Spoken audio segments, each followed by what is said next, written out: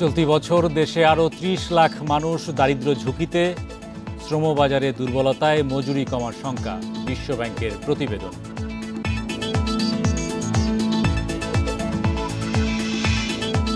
টানা দরপতনে ডিএসসির প্রধান সূচক নেমেছে ৪,০০০ পয়েন্টের ঘরে, দর হারিয়েছে ৩০০ কোম্পানির শেয়ার।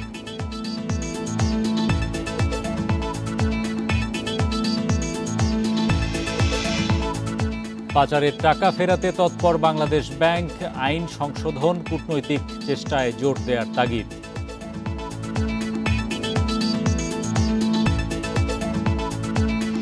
বান্ডেল থাকলে প্রতি সেনমানিতে টাকা বাঁচবে।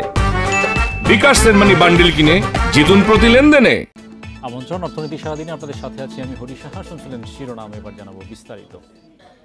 এবছর বাংলাদেশে আরও ৩০ লাখ মানুষ অতি দরিদ্র হবে। এতে অতি দারিদ্র্যের হার বেড়ে দাঁড়াবে ৯.৩%। বিশ্বব্যাংকের বাংলাদেশ ডেভেলপমেন্ট আপডেট প্রতিবেদনে এসব তথ্য তুলে ধরা হয়েছে। প্রতিবেদনে বলা হয়, চলতি বছর শ্রমবাজারের দুর্বল অবস্থা অব্যাহত থাকবে। এছাড়া সাধারণ মানুষের মজুরি কমায় দারিদ্র্যসীমার নিচে নেমে যাওয়ার ঝুঁকিতে থাকা মানুষের প্রকৃত আয় কমতে পারে।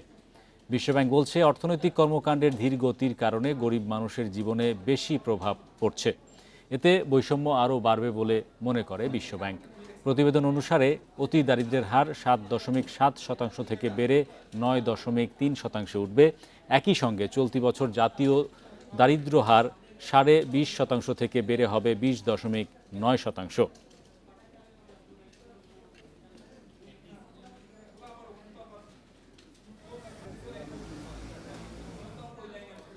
এদিকে কর্মসংস্থান বাড়ানো, বাণিজ্যিক অবকাঠামো উন্নয়ন এবং সামাজিক সুরক্ষা খাতকে আধুনিক করার লক্ষ্যে বিশ্বব্যাংক বাংলাদেশকে $৮৫ কোটি ঋণ দিচ্ছে, যা দেশীয় মুদ্রায় প্রায় ১০,৫০০ কোটি টাকার সমান। এই অর্থে দুটি আলাদা প্রকল্প করা হবে। বুধবার যুক্তরাষ্ট্রের ওয়াশিংটনে বিশ্বব্যাংকের প্রধান কার্যালয়ে এই ঋণ চুক্তি স্বাক্ষরিত হয়। বিশ্বব্যাংকের অর্থায়নে বাস্তবায়ন হতে যাওয়া দুটি বড় প্রকল্পের একটি হল বে টার্মিনাল মেরিন অবকাঠামো উন্নয়ন প্রকল্প। এতে বরাদ্দ রাখা হয়েছে $৬৫ কোটি। এই প্রকল্পের মাধ্যমে গভীর সমুদ্র বন্দরের সক্ষমতা বাড়ানো হবে। ফলে বড় জাহাজ হ্যান্ডলিংয়ে সুবিধা বাড়বে এবং পণ্য পরিবহনের সময় ও খরচ দুই কমবে।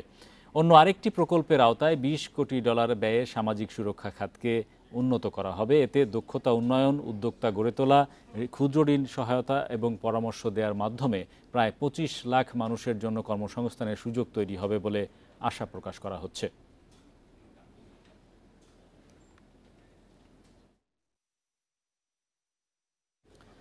দেশের শেয়ার বাজারে অব্যাহত আছে দরপতন। কোনোভাবেই এই পতন ঠেকানো যাচ্ছে না। বৃহস্পতিবার টানা ৯ম দিনের মতো মূল্যসূচক কমেছে ঢাকার শেয়ার বাজারে। এতে ডিএসইএক্স সূচক নেমেছে ৪,০০০ পয়েন্টের ঘরে, দর হারিয়েছে লেনদেনে অংশ নেওয়া ৩০০ কোম্পানির শেয়ারের। অন্যদিকে চট্টগ্রাম শেয়ার বাজারও নেতিবাচক অবস্থায়। বৃহস্পতিবার দিনের শুরুতে ইতিবাচক ঢাকার শেয়ার বাজার। প্রথম ১৫ মিনিটে প্রধান সূচক বাড়ে ৮ পয়েন্ট। এরপর বেলা বাড়ার সঙ্গে সঙ্গে কমতে থাকে সূচকের অবস্থানও। দিন শেষে ডিএসইএক্স সূচক ৪৯.৮৭ পয়েন্ট কমে অবস্থান করে ৪,৯৭২ পয়েন্টে। সূচক কমলেও ডিএসইতে আজ কিছুটা বেড়েছে লেনদেন। আজ মোট লেনদেন হয় ৩৬৭ কোটি ১৪ লাখ টাকা। আগের দিনের চেয়ে লেনদেন বেড়েছে ৬৭ কোটি টাকা। হাত বদলে অংশ নেওয়া ৩৯৮টি কোম্পানি ও মিউচুয়াল ফান্ডের মধ্যে ৭৫% প্রতিষ্ঠানের শেয়ারের দর আজ কমেছে। এর মধ্যে দর বেড়েছে মাত্র ৭২টি প্রতিষ্ঠানের, কমেছে ৩০০টির, অপরিবর্তিত আছে ৪৬টি প্রতিষ্ঠানের শেয়ারের দর। সবচেয়ে বেশি লেনদেন হওয়া প্রতিষ্ঠানের তালিকায় প্রথম বিচ হ্যাচারি, দ্বিতীয় ফাইন ফুডস, তৃতীয় অবস্থানে ব্র্যাক ব্যাংক। শতাংশের দিক থেকে দর বৃদ্ধির তালিকায় প্রথম এনার্জি প্যাক পাওয়ার, দ্বিতীয় তাকাফুল ইসলামী ইন্স্যুরেন্স, তৃতীয় অবস্থানে প্রভাতী ইন্স্যুরেন্স।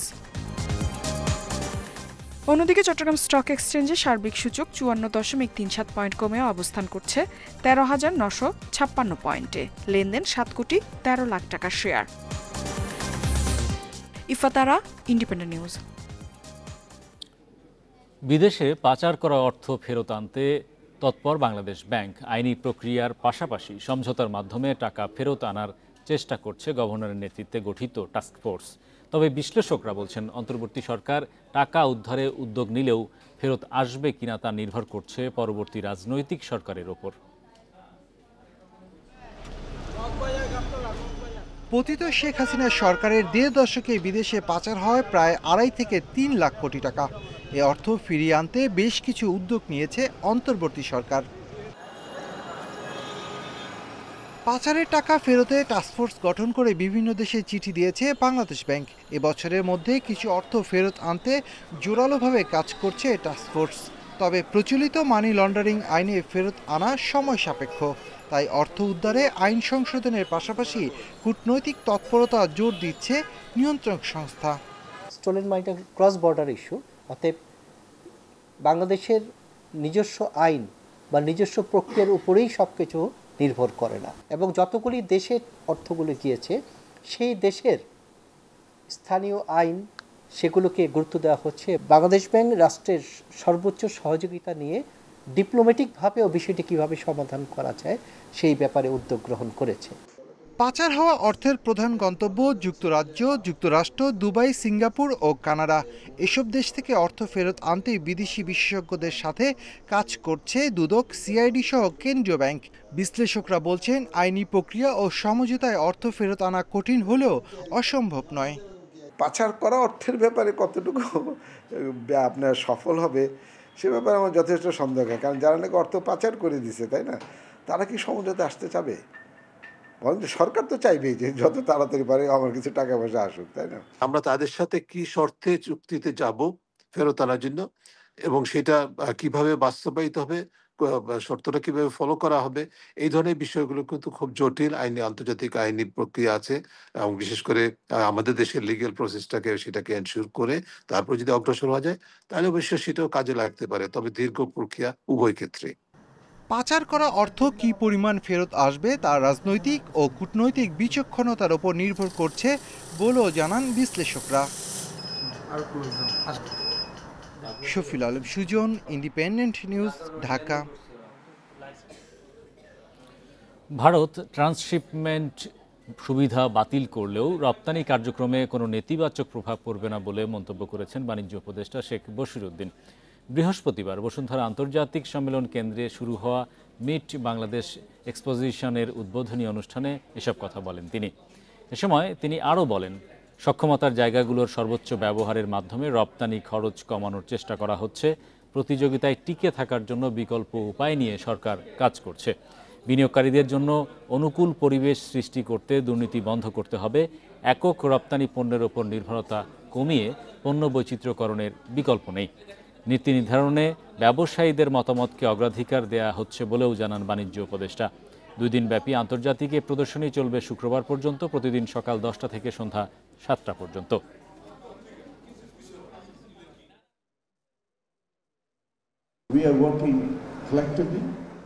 রপ্তানি বাণিজ্যে ভালো করতে সরকার এবং উদ্যোক্তা সবাইকে একসাথে কাজ করতে হবে। নিজেদের সক্ষমতা সর্বোচ্চ ব্যবহার নিশ্চিত করতে পারলে কোনো বাধাই আমাদেরকে আটকাতে পারবে না।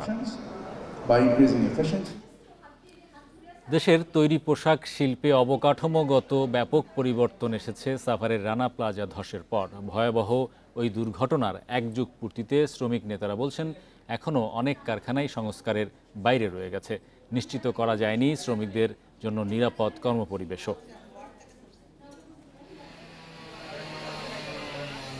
2013 সালের 24 এপ্রিল রানা প্লাজা ধসে শুধু বাংলাদেশ নয়, পুরো বিশ্বেই আলোড়ন তোলে। নড়ে চড়ে বসে বিদেশি ক্রেতারা। চাপ তৈরি হয় শ্রমিকদের কর্মপরিবেশের নিরাপত্তা নিশ্চিত করার। শুরু হয় সংস্কার।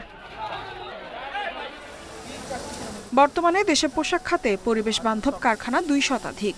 তবে রানা প্লাজার অভিজ্ঞতা অন্য শিল্প খাতে কাজে লাগানো হয়নি।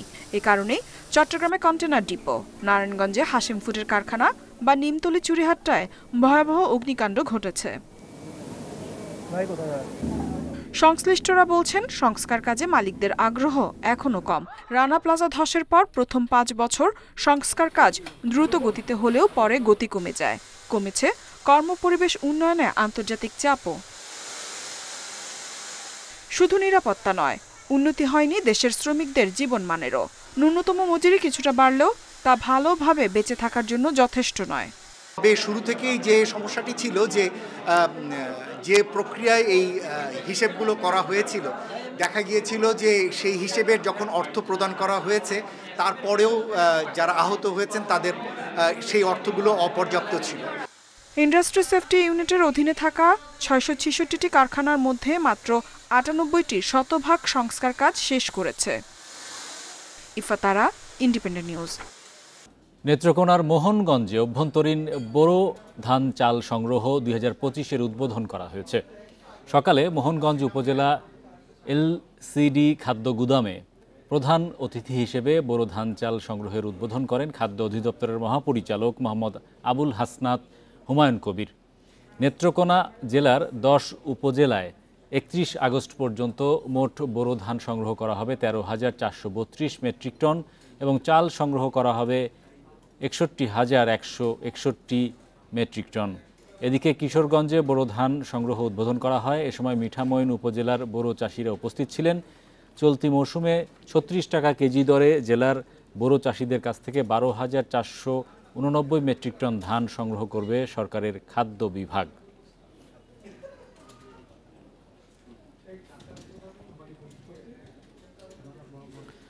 খাদ্য ও ভূমি উপদেষ্টা আলী ইমাম মজুমদার বলেছেন, ধান চাল ক্রয়ে মধ্যস্বত্বভোগী সিন্ডিকেট নিয়ন্ত্রণে বাজার মনিটরিং করা হবে, অভিযোগ পেলেই ব্যবস্থা নেওয়া হবে।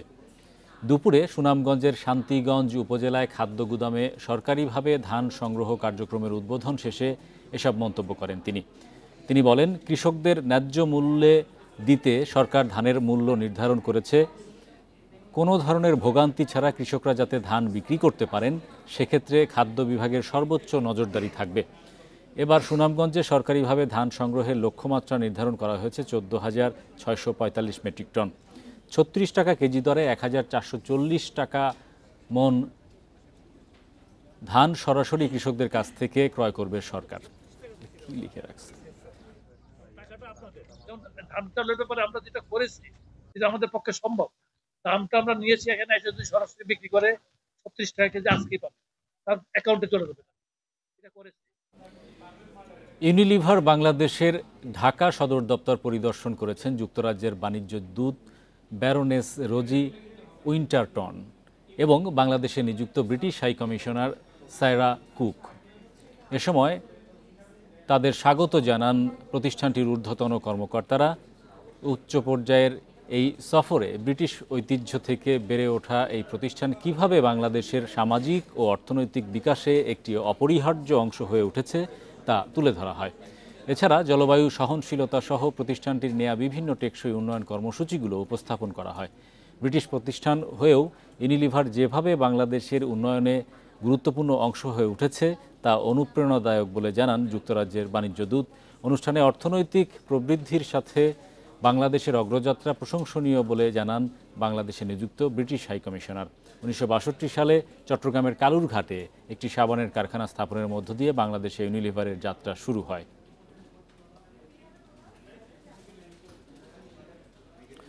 ভবিষ্যৎ স্থপতিদের অনুপ্রাণিত করতে ষষ্ঠবারের মতো KSRM awards for future architects best undergraduate thesis award প্রতিযোগিতা আয়োজন করা হয়েছে।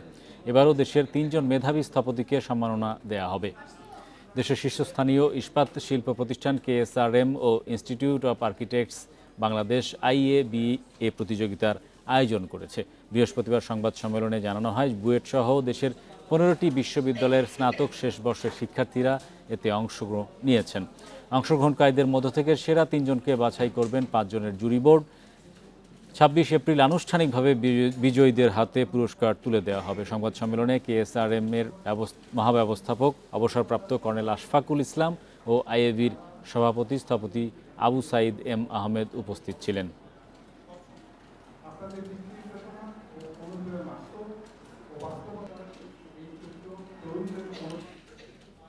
চাঁপাইনবাবগঞ্জ থেকে 25 জেলায় 24 ঘন্টা এবং 21 জেলায় 48 ঘন্টায় আম পরিবহনের ঘোষণা দিয়েছে রাষ্ট্রীয় ডাক বিভাগ।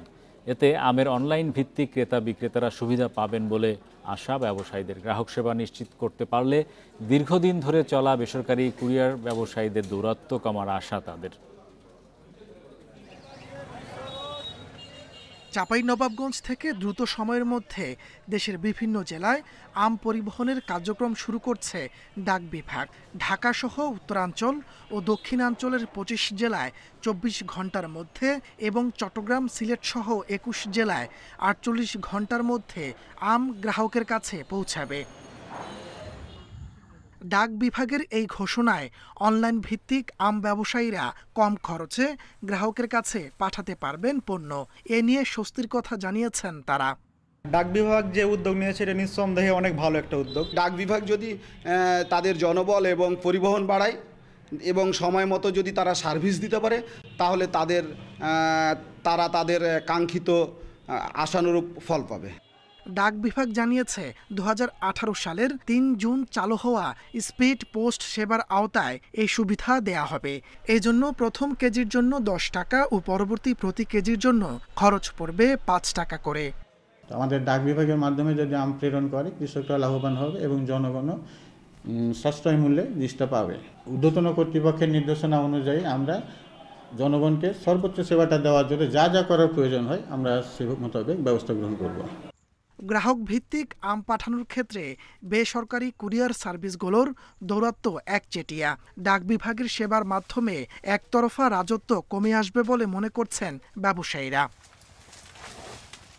Independent news. এবারে জানাবো বিশ্বের প্রধান মুদ্রার সাথে টাকার আজকের বিনিময় হার। অপরিবর্তিত যুক্তরাষ্ট্রের ডলারের দর বিনিময় হয়েছে 122 টাকায়। যুক্তরাজ্যের পাউন্ডের দর কমেছে, বিনিময় হয়েছে 166 টাকা 78 পয়সায়। কমেছে ইউরোর দর, বিনিময় হয়েছে 142 টাকা 53 পয়সায়। অপরিবর্তিত আছে ভারতীয় রুপির দর, বিনিময় হয়েছে 1 টাকা 42 পয়সায়। সৌদি রিয়ালের দর অপরিবর্তিত, বিনিময় হয়েছে 32 টাকা 68 পয়সায়। অপরিবর্তিত রয়েছে আরব আমিরাতের দিরহামের দর, বিনিময় হয়েছে 33 টাকা 38 পয়সায়। দর কমেছে কুয়েতি দিনারের, বিনিময় হয়েছে 400 টাকায়। বেড়েছে মালয়েশিয়ান রিঙ্গিতের দর, বিনিময় হয়েছে 27 টাকা 94 পয়সায়।